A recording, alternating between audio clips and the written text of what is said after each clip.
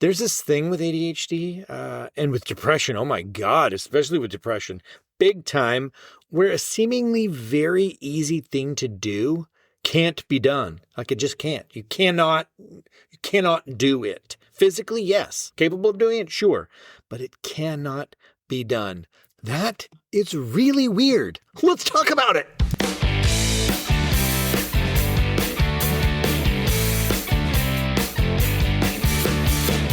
You are listening to ADHD Big Brother, the podcast for adults struggling with their ADHD, their comorbid depression, their anxiety.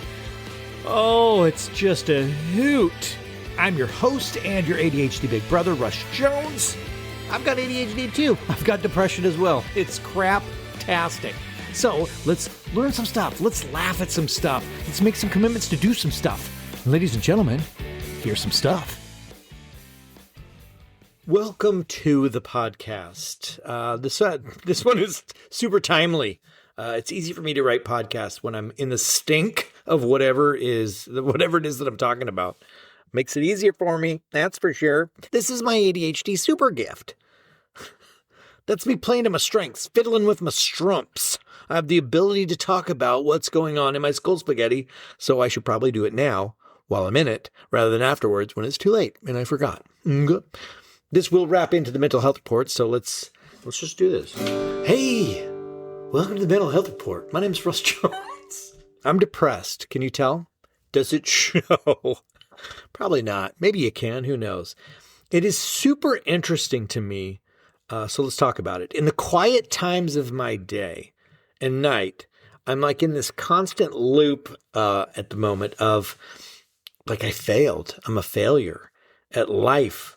We don't need to argue about it because I know I don't need the data points about why that's not true. I know it's not true. I've got my own data points. Thank you. But man, Emily and we were discussing this recently over a spinach and onion quiche. That brain, what the hell is it even doing? The loop that it goes on for me is exhausting. It's draining. It makes it really, really hard to see the forest for the trees. I had to Google that phrase because it sent me into a brain spin. Like, do you ever say a saying and you know what it's supposed to imply, like the meaning of it, but you don't know what you're actually saying? Do you guys do that? You're just saying the saying. It means that the trees are in the way. I can't see the big picture of the forest because I'm too focused on the details. This depression bullshit, it really only exists with me when I'm not distracted. So, for instance, like I have lunch with my lady friend, Emily. And during that time, I'm happy. I feel content. I'm not thinking about me. I get the gift of thinking about somebody else. Later that day, pick up Alistair from school. I get to spend time with Alistair. I get to listen to him talk about his day. I feel happy. I feel content. My college son, Noble, he comes back on a Friday and we hang out and we play Brotato. I feel happy. I'm content. We're laughing. We're having fun. During the day, I'm in the body doubling room in our membership community. I'm getting work done alongside other members. The work part sucks, but the company helps. During my client calls, oh my God, I get to 100% put all my focus and energy on another human being. What a gift. But the fucked up thing of it all is that when I'm alone, when it's just me with little old me, my brain turns on me. And it's not loud. It's not aggressive. It's not yelling at me like, you suck, you worthless piece of junk. It's quiet. It's a quiet self-disappointment. It's a passive dwelling on my lack of worth. It's like an idle rumination. It would almost be better if it was yelling at me because then I could be like, what? What do you mean? Fuck me. Fuck you. I could get angry back. Isn't that just messed up? But I am glad we're here talking about it. That's cool. I can kind of feel you saying, oh God, if this guy ties this into how to do my laundry, I'm going to fucking lose my mind. What do you do? What? Why? Why are you so I'm a productivity consultant or coach, I guess. Depends. You define the relationship and how I identify. This is how I help you guys. So get your goddamn laundry baskets out while you're listening. Let's go. We're doing this. Oh my God. Where did I leave off? Depression is dumb. Yes, that's true. It's clear to me that occupying my brain is the order of the day. Put it to use. Distract. I have to say that I'm super grateful to be on the other end of a lot of unhealthy distractions, which ran the gamut in my life. Like we were talking substance abuse, alcohol abuse, sex stuff, nicotine, huge coping mechanism. Mechanism? That was a huge mechanism. Binge watching shows, video games. So I'm super grateful to be on the other end of many of those nightmares. If you are in one of those, I mean, I'm not an addiction specialist outside of being an expert at having one. They tell you that it takes 10 years to master something. So I'm a master. Nobody gives out a certificate for that, oddly. Just a bunch of withdrawals and anger and hopelessness and fear. So anyway, what I'm saying, if you are trying to get on the other end of addiction, reach out. I could probably point you in a good direction for sure.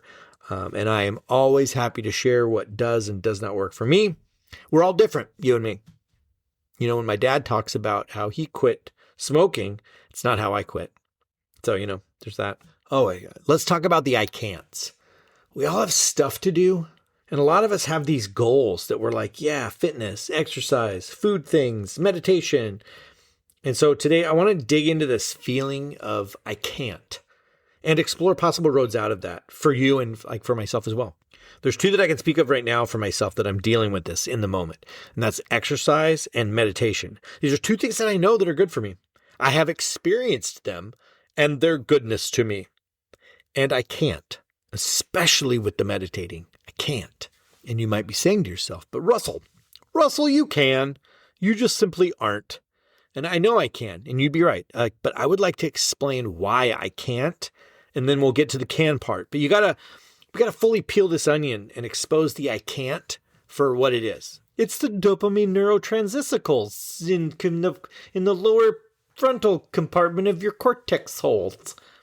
There's a switch in my brain, and once it's flipped, whatever it is, it's just the truth. It is what it is. I remember it most when I was quitting nicotine, or trying to. Like back in the day, I would eliminate the pack of cigarettes, throw out the can of chew.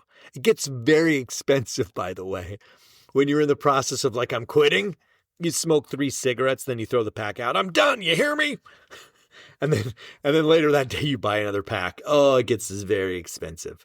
So like if I'm driving by the convenience store, if my brain flips the switch that says buy a pack of cigarettes, then it happens.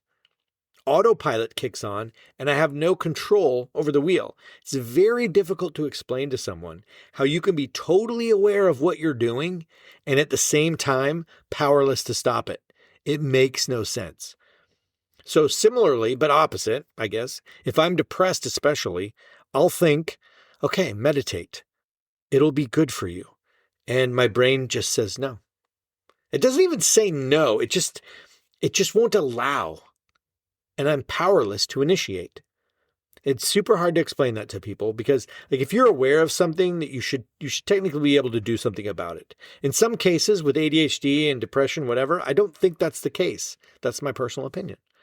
So how do you get on the other end of this type of paralysis or this inability to activate towards a thing that you want to do, but you're not doing? And exercise is the same thing for me. Like I want to do it, but I don't want to do it, And nothing I say here is a guarantee, but this is what currently works for me. And so I gift this knowledge. I bequeath it to you. I have to stack the deck as much as possible. So for exercise, that is joining a challenge with other people. I will be referring to my membership community a lot because I'm also a member. And they are my quote unquote other people that I refer to when I say that other people are the magical elixir to getting your ADHD shit together. Works for depression and anxiety as well. My membership community, that's my other people that I use. And, you're always invited to be one. So I need a challenge. Shout out right now to Luve and Dave. Like, we technically lost the challenge. We didn't even win it. We failed. We crawled our asses to the finish line of a challenge, but it was 12 weeks long. And what was achieved for me in that challenge was that I walked 3 times a week. I did strength training 3 days a week. And I had down and depressed days in there where I didn't want to do the challenge, but because I didn't want to be the one that set the group back. So this was not about exercising to me. This was about like the social component, the felt accountability, the people pleasing. Like, oh, I don't want to be the guy that wrecks a thing. Oh my God. So the question then would be like, okay, so if you're struggling to move your needle forward on things that you want to do, but you just can't, can you make it about something else? Can you create a game around it?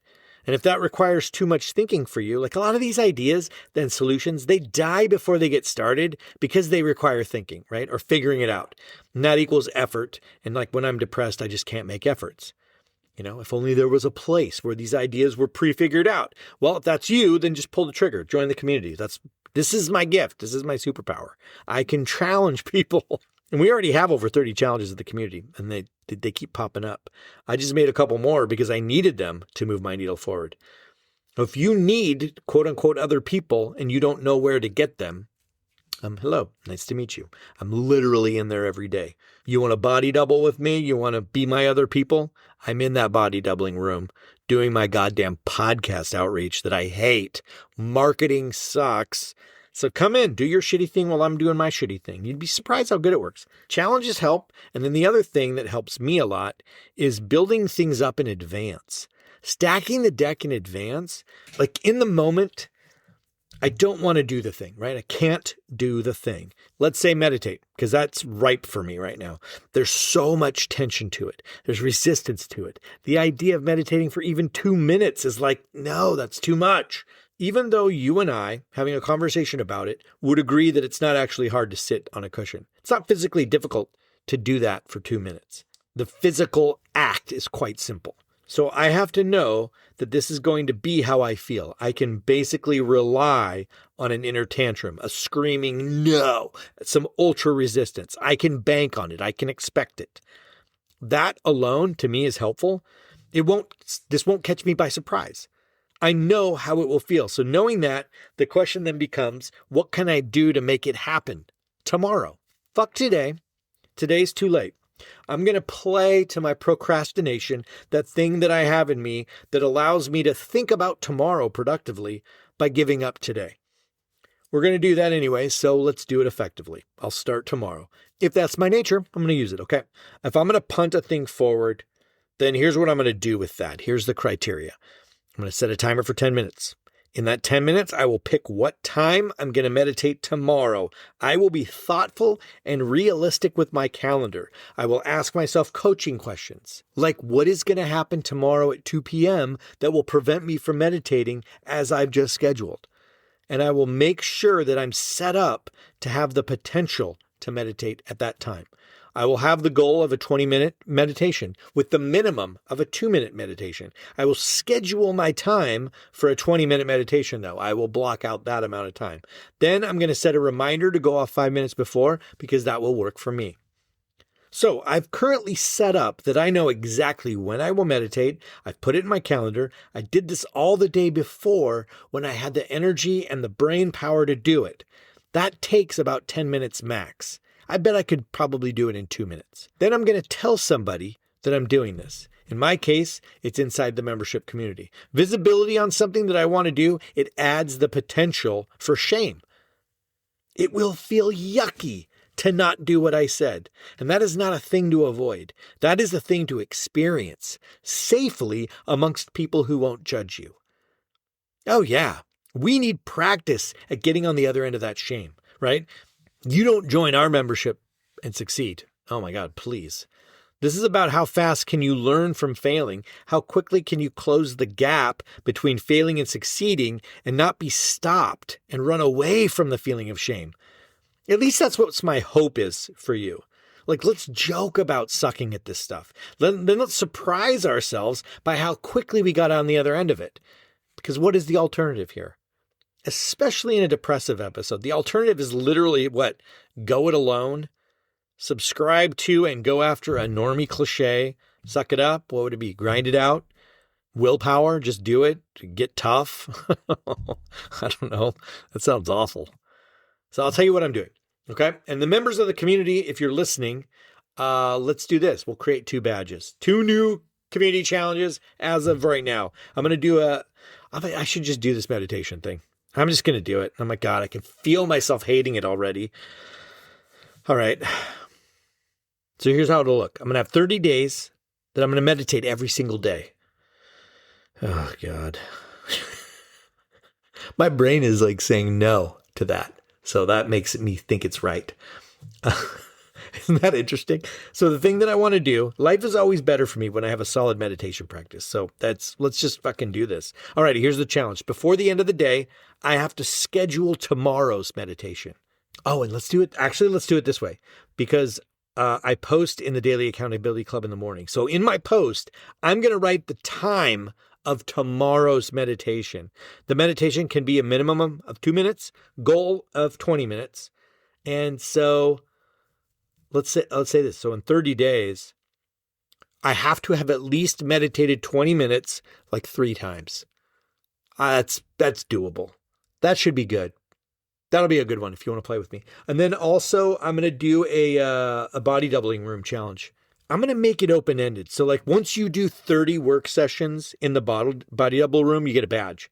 So it's up to you how fast you do it. Lisa and Erica will probably get one in about 2 days. I'll race you guys.